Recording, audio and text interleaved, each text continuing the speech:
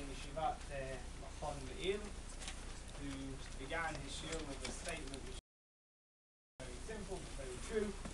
He says, I'm not speaking because I have the strength to speak, but rather I'm speaking because I haven't got the strength to remain silent. Basically taken from a sentence about a book about tshuva. I'm writing because I can't be quiet anymore. But nevertheless, it's very true. Sometimes you feel that you want to express yourself, you want to share, you want to tell others, and I guess as a Shaliach, it's one of the roles to bring Israel into the UK, and tragically today we do it under these circumstances. In the parasha that we're going to read, we have two interesting statements, sentences, psukim, very similar, a tiny bit different. One of them is Zot Torat Ha'olah. It talks about the Korban Olah, and one of them is Zot Torat Zebach Hashlamim. Now there's a few other in the parasha, but I chose these two because it will sharply compare between the two.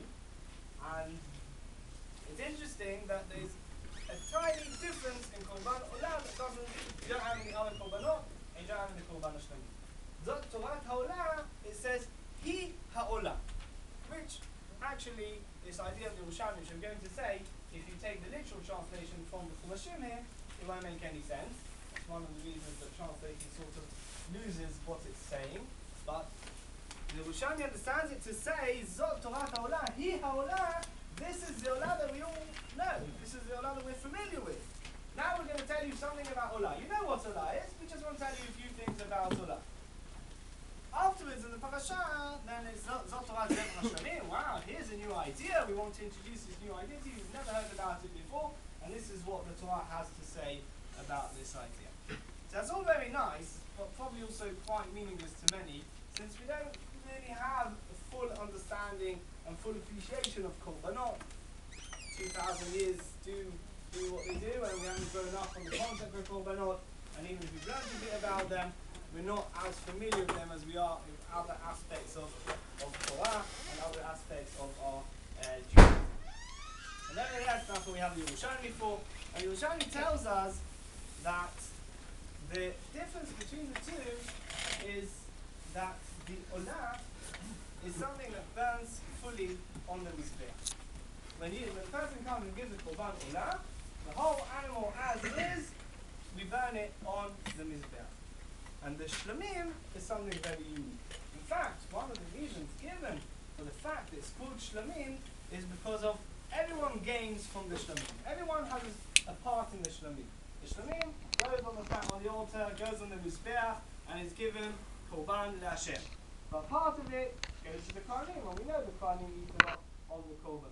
But also part of it goes to the person that brought the sacrifice. You've got three parties here, united, coming together, forming Shalom, forming the unity, the Shalom, and that's why it's called Korban Shalom. And Korban Olah is, goes, as we said, completely perfect. Meshach Chochmah points out an interesting point here, is that, what's the difference? Why did we always know about Olah, and we never knew about Shlamim? Why was Olah, this new idea, introduced to us? And the Shlamim is something that, the Shlamim new idea introduced to us, and Olah, we were always familiar with. And that's exactly the point. It's very easy when you believe in God, and when you want to serve Hashem, to have this absolute attitude. It's very easy to say, I'm going to give a sacrifice to Hashem. The whole sacrifice is going to go to Hashem. To grasp, to understand that a sacrifice to Hashem, part of it will go to the Kohen. It's an effort. I can do that. The Kohen is man of God, and this in the Bet HaMikdash, somehow I can manage it. But to grasp that the Korban that I give, part of it will go to me, and that doesn't take away from the Korban. But that's part of what the Korban is. That's something that's a bit more difficult to identify. And I think that takes us a step further, and it takes us to a place that says that, yes, we can identify loftiness, spirituality in the Bet Knesset. We can identify it in the Bet Midrash. We can definitely identify it in the Bet HaMikdash. But can we identify it in our everyday life? Can we identify HaKadosh Baruch Hu in our everyday life? Can we identify Him in regular things? Can we identify him in deeds, in acts, in areas that you wouldn't think HaKadosh Baruch Hu is there? Can you see Hashem? Can you look at something and say, I can see Hashem here? Or is it disconnected? And it's very easy, and the more general attitude of religions is to separate the two. That God is God, and that's very godly and nice, and that's where we'll find him in we don't want to specify their houses of worship. We'll find him there. We won't find him outside. Outside it's earthly, it's distant from Hashem, it's something, or from God, it's something completely different. And Judaism says no. We find Hashem in our lives. We can sanctify our lives if we choose to. We can choose to live a life which is Kodesh LaHashem. We don't have to have just the element of Korban which fully goes to Hashem. We can actually find Hashem in our very own lives.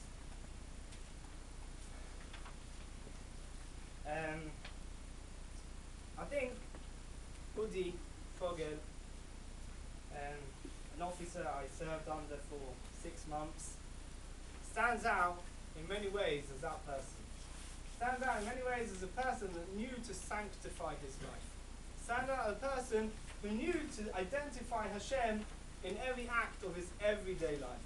Not just when in Bet HaKnesset, not just when in Yeshiva, but wherever he went and whatever he did, he was devoting his life to Hashem. He was devoting his life to noble causes.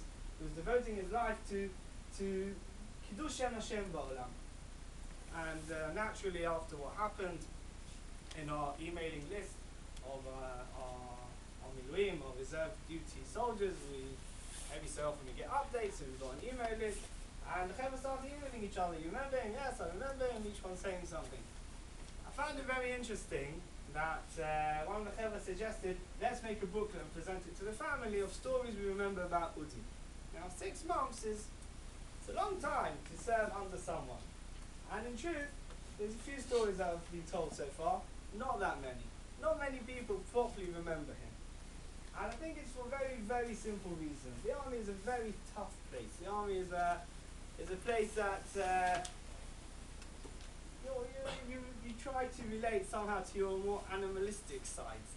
And Udi was a person that even in the army, he seemed as if he was in Beit HaMikdash. Even in the army, you could see the Kedusha in his face. I remember the switch when one officer left and he came in, the difference between the two. The difference between the two, because it looked as if he doesn't belong here, in one way. But in another way, he turned out to be a very, very professional soldier, and he did his job he was our officer, and was a very fine officer and very professional officer. We talk about sacrificing. I must have been 19 at the time. He was probably 23, and he was already married. And a couple of couples around here, more than a couple. You know that being married is about being together every day. Being married is about developing your relationship daily. You're not allowed to go to the army for the first year of marriage in Am Yisrael, in Eretz Yisrael, because you have to develop that relationship. And yet, that privilege doesn't exist today. We don't follow that particular mitzvah in Israel today. And he was married and he was in the army. And when you're married in the army, it's a huge sacrifice. It's a huge sacrifice. I know probably most of you have friends in Israel. They've all been in Kavim, in fighting units, and you take it for granted that obviously Israelis go to fighting units. Probably 90% of the soldiers aren't in fighting units, and probably 20 to 30% of citizens of Israel manage to avoid going to the army, not only the ultra-Orthodox. So to have someone that goes to the army, goes to a fighting unit, and he's married, and he goes to be an officer, and he dedicates more time of his life, literally adds 1 or 2 years in the army, and away from home, gets to go home every other weekend, or more than that, every 3rd weekend. I remember a couple of times when his wife came up to the base in the Golan Heights to be with us. That's a tremendous sacrifice. And that's basically where I knew him from. A few stories about him are very special stories. Just as small as they are, they're very special. Whoever understands the concept of the army, of being in a place where you're struggling to survive, basically. I remember when one of our commanders said to us, it's 3 times in your life that you are absolutely dependent on others. When you're a baby, when you're an old man, and when you're in basic training. Those are the 3 times in life you're fully dependent. Now, it could be a bit funny if we weren't here in such an atmosphere, but when we heard it then, it wasn't that funny. It was actually scary to hear that. And that's the attitude in the army.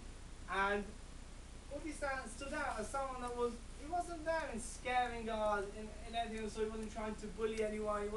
He was just there doing his job, getting us to be more professional soldiers, and that's it. And the stories about him are like that. In the army, you're not allowed to call the commander by his name. At the first stages of the army, you're not allowed to call the commander by his name. You're not allowed to do anything by yourself. You're running and suddenly you feel tired, weak. You can't just stop. You have to ask for permission to stop. You have to ask permission to go to the toilet. You have to ask permission for everything.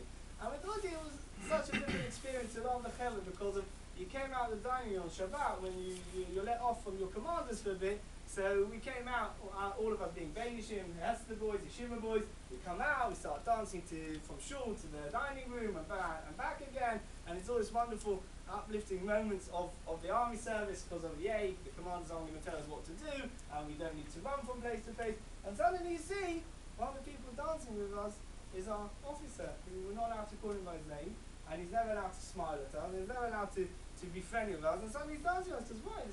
This is dancing of Shabbat, so what's it got to do with each other? That I happen to be an officer and you happen to be a regular soldier. We're in it together. When it's soldier stuff, okay, I'm the officer and you're not. But here we're in it together. I must admit it was very special because I also later had 4 months with an officer who actually learnt in my yeshiva and was 2 years older than me. And I didn't remember him, but a lot of the chevra did remember him. And in the yeshiva they would joke around, and suddenly here he wouldn't even talk to them. And Udi didn't have any of that. Udi was, whenever I need to be serious, I'll be serious. And when I don't need that distance between you, it's not going to happen. Well, the chevra pointed out how he remembers one Shabbat, he gathered us all in the afternoon. Everyone was shocked, gathering us on Shabbat. But what's supposed to happen? It's our day off from the mefakadim, from the officers, from the commanders. And he gathers us all, and once we're all there and seated, he opens the sefer and gives us a shiur. And I know you all think the army today is like David HaMelech's army. It's not there yet, and that's not exactly what usually happens in the army. Your commander doesn't usually give you a shiur, and even if he's capable of doing it, which he normally isn't, he's not going to do it in the army, and that's definitely where he stands out. This next video, I want to show you, is